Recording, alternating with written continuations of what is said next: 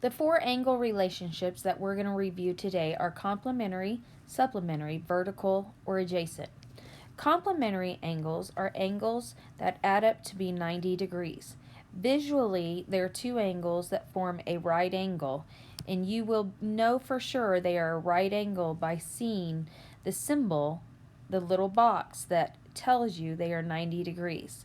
Supplementary angles add up to be 180 degrees.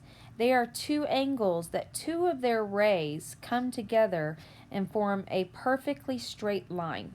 Those angles add up to be 180. Then we have vertical angles. When two lines intersect, the opposite angles, like I'm going to label these in red, those are called vertical. They will always be the same.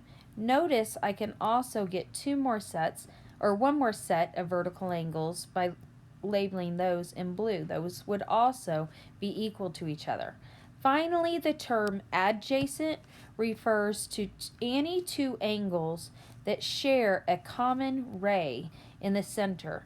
They can be added together to equal one angle measurement together. All right, let's look at these relationships.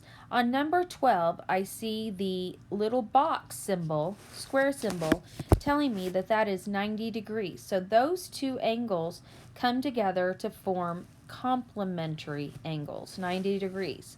On number 13, A and B are formed by intersecting lines and they are opposite each other. So I know those are equal angles and we call those vertical angles.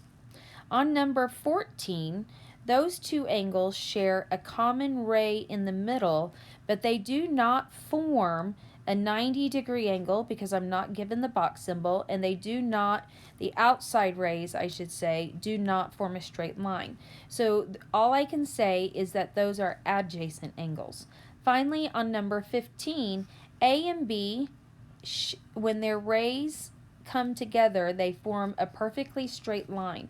So therefore, I know those are supplementary angles that add up to be 180 degrees.